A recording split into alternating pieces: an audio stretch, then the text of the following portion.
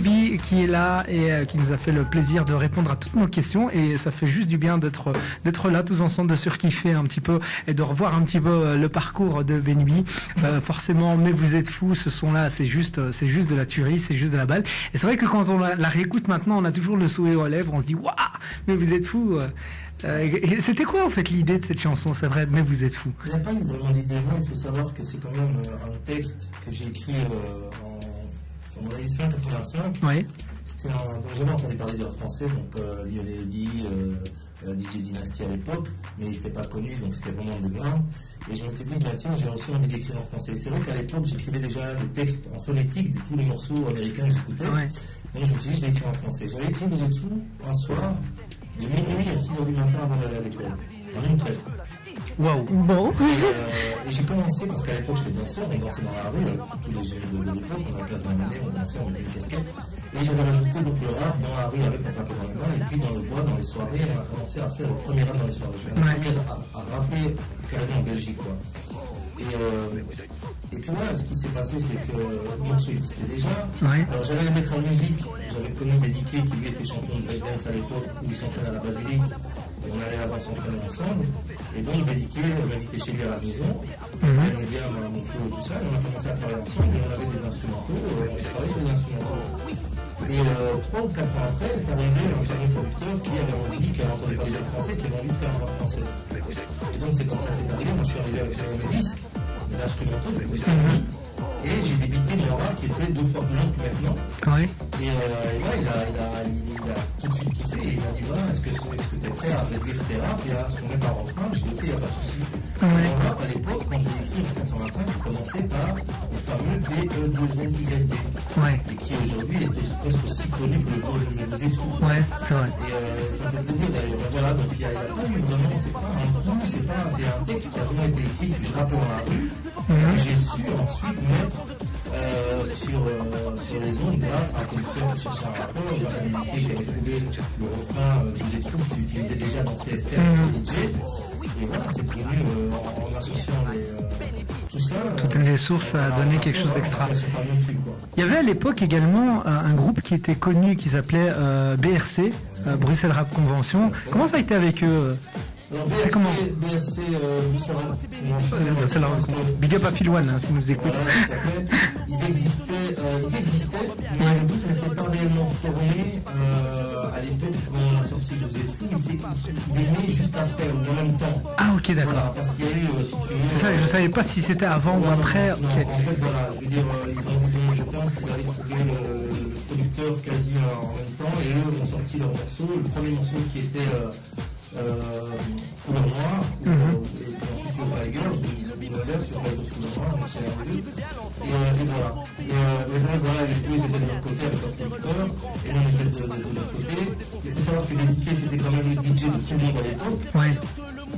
En l'occurrence, lui, et DJ Case à l'époque, Big up à lui, ouais. Voilà, Big up à DJ Case qui était aussi un très très bon DJ. Mais le problème, c'était que les producteurs avaient absolument besoin d'un groupe pour la fameuse télé Jacques Martin.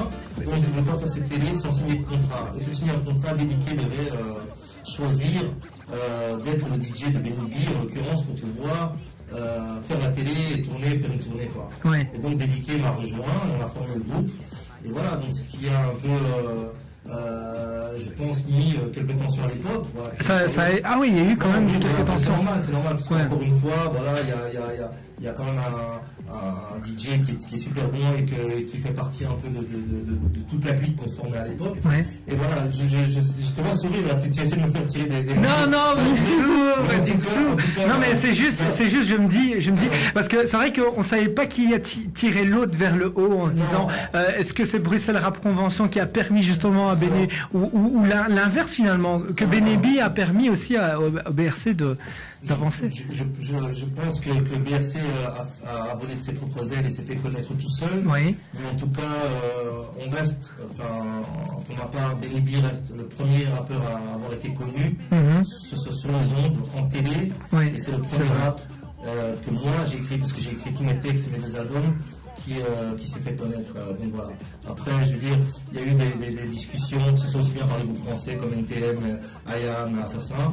Et voilà, il y a la Savam qui est là pour le prouver, il y a les disques, il y a les années qui sont là. Et aujourd'hui, je le dis devant la caméra, il n'y a rien à faire, les gars.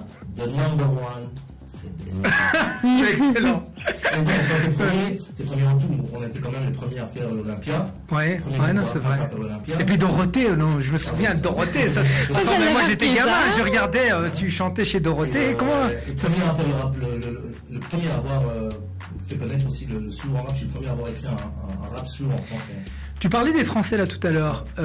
Comment a été le contact entre justement cet artiste qui vient de Belgique, qui vient percer en France? Comment ça a été? Tu nous en as parlé juste brièvement. Est-ce qu'il y a eu vraiment un clash par exemple? On parle d'NTM. On parle d'NTM. Est-ce qu'il y a eu vraiment un... Ah oui, il y a eu vraiment un clash. Okay. Là, je l'ai le scoop. C'est un mec de Belgique qui arrive en France et était un peu le numéro 1 français. Ah ok. Pour les Français, il y a un problème. Il y a un souci là. Les gars, on nous a volé. En fait, on a volé la place de ces artistes-là qui étaient déjà sur les ondes underground et qui rêvaient d'être connus. Bon, maintenant, c'est vrai que le fait d'avoir utilisé ce côté commercial, mais encore une fois, involontairement, puisqu'on savait pas que ça allait avoir. Il ne faut pas oublier qu'on est de Belgique, donc on a déjà une culture house à l'époque. On est entre la Hollande et l'Angleterre, donc on était un peu précurseurs, puisqu'aujourd'hui, les Américains viennent seulement de découvrir un peu la house et l'électro grâce à David Guetta, et il la lâche plus. Aujourd'hui, quand tu vas aux États-Unis, ce qui cartonne le plus, et d'ailleurs tout le monde s'est reconverti, que ce soit Rihanna, que ce soit Nicki Minaj, que ce soit Florida, que ce soit Snoop qui a donné son... Dans l'électro, Donc ça prouve bien qu'on avait une longueur d'avance. Donc on est arrivé en Belgique avec cette culture house, donc on a fait, d'ailleurs, il y a ce fameux morceau qui nous a inspiré qui était Pop Up the Jam, Technotronic, qui était le premier morceau, électro house commercial, techno, et nous on a suivi en français, et voilà, donc c'était un produit belge arrivé en France, mais à aucun moment on s'est dit, voilà, on était les champions du hip-hop, les rois du hip-hop, on n'a fait aucun clash à personne, mais malheureusement ça a été mal perçu à l'époque, mais aujourd'hui, certains rappeurs qui nous clashaient à l'époque, aujourd'hui reconnaissent que voilà, c'était des gamineries et que voilà, bon, ils ont tous grandi, ils sont matures, et des fois on a des petits clins d'œil de certains qui à l'époque nous avaient clashé, qui aujourd'hui voilà... ils vous reconnaissent et vous rencontrent, etc. Voilà. Non, c'est vrai, et puis il y a la maturité finalement, et c'est vrai qu'avec le recul, on voit que finalement, voilà, on a fait pour une cause, c'est la musique, et voilà. Il y a un truc qui est flagrant, c'est que, en tout cas pour moi, moi je suis resté intègre, donc je suis resté toujours le même, j'ai toujours le même discours, j'ai fait du commercial, je referai s'il faut le refaire, il n'y a pas de souci, moi je peux le permettre aujourd'hui puisque j'ai commencé comme ça, c'est plus difficile puisqu'il a fait de l'underground, et qu'aujourd'hui un artiste qui fait de l'underground, du hip-hop, veut faire du commercial, on va tout de suite quel type de récupérateur, parce que voilà, il veut voir. Mais c'est triste, mais c'est comme ça, c'est la mentalité du rap. Mais aujourd'hui, c'est bien ça, comme j'ai dit, c'était 50% commercial, 50% hip-hop et 100% authentique. Voilà, moi je suis un vrai mec de la rue. Quand je suis un mec de la rue, c'est pas que j'ai tué quelqu'un, j'étais en prison, je suis un mec de la rue, j'ai grandi, je suis entraîné dans la rue, je suis entraîné dans les métros, mes disques, j'ai payé pour qu'on allait les chercher aux États-Unis, mes vêtements, j'ai payé pour qu'on allait les chercher aux États-Unis. Ça, c'est la culture hip-hop. Je dis, je suis pas venu avec une petite chemise à carreaux comme certains artistes qui sont venus faire du hip-hop parce qu'ils avaient des belles écritures, ils sortaient de l'école, de l'université. Ils sont venus rapper en chemise à carreaux et des petites coupes de péteux, mais malheureusement, c'est ce qu'il y a eu souvent. Et souvent, on a respecté ce genre d'individu. Et voilà, mais le hip-hop, ça représente tout. Ça représente l'écriture, mais ça représente aussi la culture, la danse. Et nous, on était des danseurs à la base. Et aussi le côté vestimentaire, on a apporté beaucoup. Je veux dire, on a quand même apporté beaucoup dans notre image. Il y a eu ces fameuses salopettes, il y a eu ces coupes, il y a eu ces Bart Simpson. Ce style, tout ce style-là. Il y a eu ces Jordan, ces Reebok Pump qu'on a amenés et tout ça. On était sponsorisés quand même. Ouais, non, c'est clair. Et tout ça fait que voilà, ce sont des preuves réelles, irréfutables, qu'on faisait partie du hip-hop et de la culture hip-hop. Non, c'est clair. Moi, c'est clair, vous avez vraiment ouvert une grande porte. Aujourd'hui, je défie quelqu'un de m'avoir connu il y a 20 ans. Dire que mon discours a changé. Et c'est ça qui fait qu'on me respecte aussi. C'est que je suis le même, quoi. Moi, je sais que j'ai pas changé. Benny, deux grosses questions. La question, donc on est sur la fréquence arabe de Bruxelles, de Liège également. Tu es d'origine marocaine et tu vois un petit peu qu'au Maroc, il y a un développement énorme au niveau des artistes. Pour ne pas citer, il y a le festival Mawazine où on invite carrément Maria Carey, Shakira, de grands artistes. Est-ce que tu penses qu'à un moment donné, et je ne sais pas si je suis en train de souffler une belle idée, de pouvoir partir dans cette croissance au Maroc? Quand on parle du Maroc, moi je suis fier de mon pays. Oui. C'est clair, je suis vraiment pro-Maroc, je suis pro-marocain. Et quand je vois la manière dont pour le moment il est dirigé et la façon dont il évolue, je suis vraiment fier. Pour ce qui est du Maroc au niveau artistique, heureusement, j'ai fait une tournée au Maroc. Oui. Donc Casa, Rabat, Fès, Meknès, et le plus fier, c'était quand j'ai fait Place à Taureau à Tanger, ma ville. Ouais. Ah, toi aussi? Ouais, moi aussi. Je viens de là, ouais. Et malheureusement, parce que j'ai pas assez profité du Maroc, et je pense que le Maroc n'a pas assez profité de moi. Donc c'est vrai qu'aujourd'hui, j'aimerais... Un retour aux sources? J'ai fait l'année passée, j'étais à Marrakech, à Casa et Rabat, où j'ai été faire des shows dans les prisons. Ah ouais. Carrément dans les prisons de jeunes, et ça m'a beaucoup marqué, ça m'a fait plaisir. C'est un moment vraiment fort de ma carrière artistique, ouais. C'est l'année passée. Parce que justement, est-ce que tu as un état d'esprit où tu te retournes aussi un peu vers le social, vers... J'aime pas les clichés, oui. J'aime pas les clichés, okay. J'aime pas du tout les clichés, mais ce qu'il y a, c'est que j'accepte volontiers tout ce qui est aide humanitaire et tout ça. Et tant que c'est pas dans l'exagération, tant que c'est pas dans le profit. Je sais qu'il y a des sociétés, des organisations qui sont tout à fait honnêtes, et je sais par contre qu'il y en a d'autres qui abusent un peu, et donc j'essaie de pas trop justement m'investir, pour pas non plus. Alors, j'ai jamais été porte-parole de quoi que ce soit. Je suis un être humain comme tout le monde, un citoyen comme tout le monde, j'ai besoin d'aide aussi. Et pardon, je parle pas politique parce que je pense que personne ne peut. Une promesse est faite pour être tenue. Si on n'est pas capable, on ne le fait pas. Donc voilà, moi c'est vrai que j'ai pas fait beaucoup d'expériences comme ça, mais en tout cas cette expérience-là, d'aller chanter dans les prisons, je parle de prison pour délinquants quand même assez forts de l'âge de 17 ans, j'ai vu des choses vraiment incroyables, ça m'a marqué. Mais voilà, mais c'est vrai qu'en dehors de ça, ça me plairait bien de participer à quelques festivals au Maroc, puisque dans mon show, en tout cas que j'ai encore maintenant, il y a toujours la danse, il y a toujours l'énergie. Et, voilà, et surtout, il y a une fierté finalement. Ouais, il y a vraiment cette fierté qui est importante de souligner. Quoi. Surtout parce que notre époque, c'est une nouvelle génération. À mon époque, quand moi j'étais faire des concerts au Maroc, le rap français, à part Benny B, les gens qui avaient vu sur TV5 ou les chaînes où je passais, voilà, on a rempli des salles, c'était connu, mais c'était pas aussi connu que maintenant. D'ailleurs, au Maroc, j'ai fait l'avant-première de Cool in the Game aussi, qui m'a. Ah ouais, ça c'est terrible. Magnifique pour moi aussi. Ouais. Mais voilà, aujourd'hui, avec l'évolution du rap, d'ailleurs, avec tous les groupes de rap marocains qu'on a. Ouais. C'est vrai, Fnayer, il y en a quand même quelques-uns.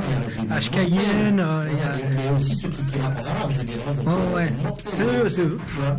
Et donc, j'ai envie d'être face à cette génération-là et de montrer aussi ce qu'était notre génération et d'être un peu mélangé avec eux. Quoi. Ok, voilà. Ça me semble bien de faire Eh ben, écoute, franchement, on va donner les contacts. Junior, il a tous les contacts, justement. On va en parler. Et la deuxième question, finalement, elle entre clairement dans ta réponse. C'est tu te vois comment dans 5 ans?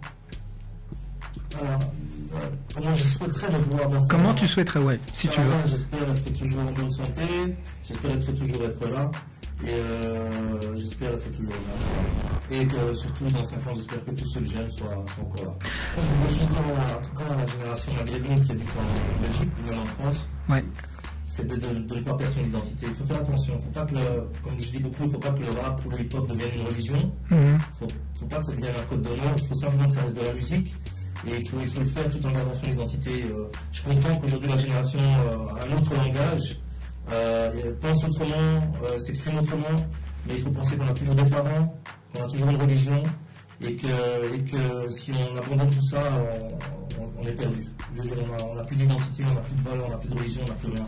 Et je pense qu'il y a moyen de réussir jusqu'à la preuve vivante qu'on peut réussir en écrivant des textes qui sont corrects, en parlant de choses belles, sans pouvoir exagérer. Maintenant, c'est vrai qu'il y a des sujets sérieux, c'est vrai qu'il y a des gens qui ont envie d'écrire sur des sujets sérieux, mais je pense que ça doit rester une parenthèse musicale, et qu'en dehors de ça, il faut vraiment ne pas décevoir ceux qui nous aiment. Le meilleur du son hip-hop dans tes oreilles, c'est la Zone Libre sur Radio Almanach.